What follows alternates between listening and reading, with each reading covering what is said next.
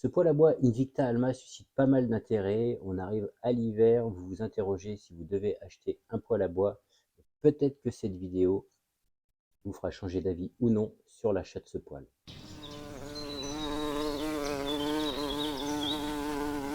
Salut, c'est Sylvain. On se retrouve dans cette nouvelle vidéo pour parler de nouveau, et probablement que ce sera la dernière vidéo, sur ce poêle à bois, donc Invicta Alma.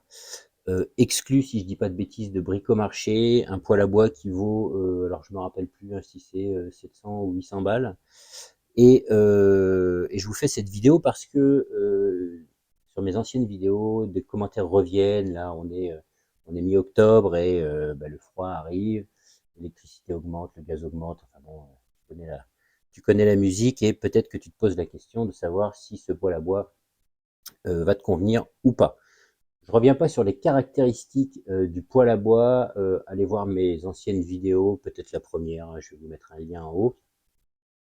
Mais ici, ce que je voulais vous montrer, c'est l'état du poêle en fait après 2 saisons de chauffe. Dans la première vidéo ou la deuxième, je ne me rappelle plus, j'avais indiqué que c'était un poêle à bois d'entrée de gamme avec donc de la fonte recyclée hein, chez Invicta et donc un poêle à bois qui est pas cher. Je pense que si tu as les moyens de mettre 2500, 3000 euros, 3500 euros dans un poêle à bois, tu vas pas être intéressé par cette vidéo. Mais on est tous un peu pareil, on n'a pas trop de rond et un poêle à bois à moins de 1000 euros, double combustion, etc. Tu te dis que c'est peut-être un bon investissement. Donc, ce que je vais faire, c'est que je vais vous parler de ça. Donc, je vous avais dit, je reviens, je mélange un peu, sur ce que j'avais dit dans les premières vidéos. Là, tu m'excuseras, je viens de ramoner pour démarrer la saison. Il y a encore plein de poussière, les ventilos sont dégueulasses, mais la vitre également. Il faut que je nettoie avant de faire la première chauffe. Ça, c'est un autre sujet, mais j'avais dit donc dans ma vidéo, c'est un poêle d'entrée de gamme, il faut en prendre soin, il faut faire attention, etc., etc. Et donc, je vais vous montrer donc l'état du poêle à l'intérieur. Bon, l'extérieur, en général, ça ne bouge pas. Mais à l'intérieur, ce qui s'est passé, parce qu'il s'est passé des choses donc dans le mien, et j'ai un deuxième poêle, le même modèle que j'avais acheté d'occasion, et je vais vous montrer sur ce deuxième poêle dans l'état dans lequel il est.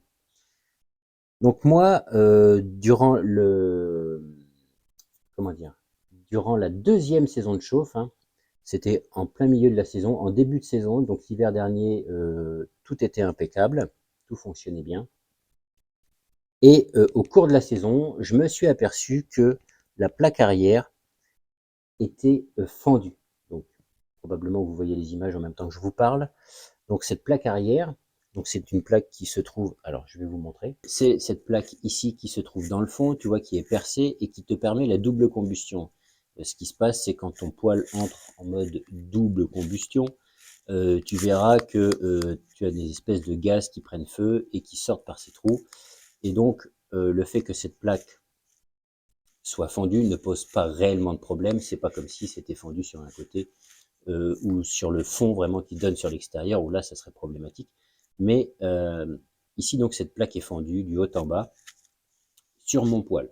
C'est à ce jour, donc encore une fois, au bout de la deuxième saison de chauffe, je n'ai que ça comme problème. Le déflecteur, donc quand j'ai ramoné, le déflecteur a commencé légèrement, très légèrement à se cintrer. Donc moi j'avais plus peur que ce soit le déflecteur qui commence à, à casser avant ça. Pourquoi? Parce que j'ai un ami qui a le même poêle et au cours de la première saison, le déflecteur a fendu et il est tombé. Donc, encore une fois, très dangereux. Si le déflecteur tombe, qu'il y a un tas de braise ou il y a du feu, ça peut être problématique dans la mesure où ça peut venir en même temps casser le carreau. Donc, cette plaque se trouve en pièces détachées sur le site Invicta. Tu peux la commander. Je ne sais plus combien ça vaut, hein, peut-être bien pas loin de 80 balles. Je te mettrai la capture d'écran. 80 ou 100 balles même pour cette plaque. Voilà, donc comme tu l'as vu sur le mien, plaque du fond fendue, déflecteur qui commence légèrement à se cintrer. Comme je vous le disais, donc j'ai un ami au cours de la première saison où le déflecteur a complètement pété et tombé. Et maintenant, ce que je vous propose, c'est que j'aille vous montrer l'état d'un autre Invicta Alma que j'ai acheté d'occasion, un poil que je voulais transformer en autre chose, pour vous montrer un petit peu dans quel état il est. Donc le second poil Invicta est ici, tu vois, bon, il est en extérieur sous mon hangar, il a pris la rouille, mais ça se récupère super facilement. Tu le nettoies, tu utilises par exemple de la zébraline, je te mettrai un lien en description, ou un autre produit en espèce de pâte, agressé au chiffon ou au pinceau, et il redevient tout propre, tout neuf. Mais bon, c'est pas l'objet de cette vidéo. On regarde à l'intérieur. Alors, on se retrouve à l'intérieur du second poil que j'ai récupéré, donc enfin que j'ai acheté d'occasion. Comme tu peux le voir, ou peut-être pas, ici, même chose, la plaque du fond complètement fendue. Ici, c'est une des plaques qui va au sol. Alors, j'aurais dû préparer mon coup, mais ici, tu vois, la seconde plaque est fendue. Ici, alors, est-ce que j'arrive à vous le montrer? Ici, je ne vous montre pas l'endroit. Fendu ici et ici. Et je vous avais fait la vidéo où je tentais de ressouder le déflecteur de ce poil, donc, où j'essayais de souder de la fonte. Donc le déflecteur est ici. Il avait fendu très sérieusement, hein, tu vois, quasiment, hop, je te prends un peu plus large, quasiment sur toute la largeur.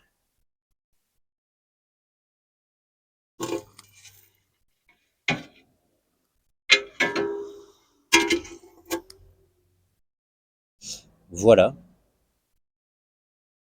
Tu vois, tu trouves sur chaque pièce, en général, Invicta, tu as des références. Tu trouves les pièces sur le site de Invicta. Le déflecteur, c'est pareil, ça doit être une centaine d'euros, quelque chose comme ça.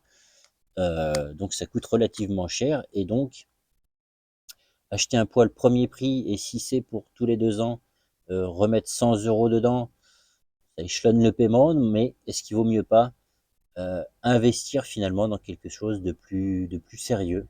Encore une fois, c'est une histoire de budget, une histoire de choix. Donc voilà, maintenant à vous, avec ces informations-là, de faire votre choix, si ça vaut le coup d'acheter ce poêle-ci, ou peut-être d'économiser un peu plus et puis d'acheter un poêle d'une autre marque, ou un autre modèle qui sera peut-être plus résistant.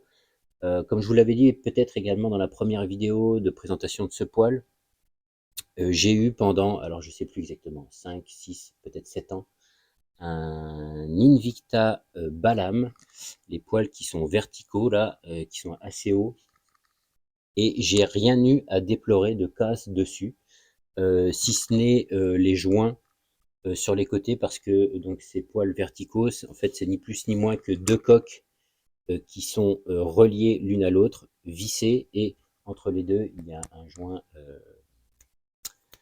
mince, le terme me revient plus, tu sais, résistant à la chaleur, mais qui n'est pas en ficelle comme les portes, etc., qui est en mastic réfractaire, voilà. Et ça a tendance à sécher et à tomber, et donc de temps en temps, il fallait le refaire. Mais en ce qui concerne la fonte, sur le Balam, j'avais pas eu de problème. Là, tu vois, sur le Alma, il y a des problèmes.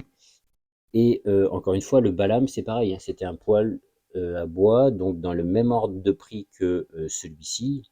C'est juste une question de design, et donc celui-ci te permet de mettre des bûches de 50, que le Balam, c'est un peu plus compliqué, ou alors il va falloir les mettre verticales, mais bref. Voilà, tu as les informations, tu vois ce qui se passe avec ce genre de poêle. À toi maintenant de prendre ta décision si tu dois l'acheter ou pas. Moi, je ne suis pas affilié à Invicta, ni à Bricomarché, ni à personne dans le milieu du poêle à bois. C'est toi seul qui prendras ta décision avec ces informations. Voilà, si tu as aimé la vidéo, n'hésite pas à mettre un pouce. Si tu as des questions, n'hésite pas à les poser en commentaire. N'hésite pas à t'abonner, bien sûr, à la chaîne pour la faire grandir. Moi, je te dis à la prochaine. Salut! Le projet pour ce poêle que j'avais acheté d'occasion, c'était de le transformer soit en four à pizza, soit en, mince, en fumoir. Dis-moi en commentaire ce que tu en penses. Qu'est-ce que tu aurais fait toi? Plutôt un fumoir ou plutôt un four à pizza? Il est vrai que le four à pizza, c'est beaucoup plus simple et moins encrassant que le fumoir. Pour nettoyer, ça serait plus galère. Donne-moi ton avis en commentaire. Je te dis à la prochaine.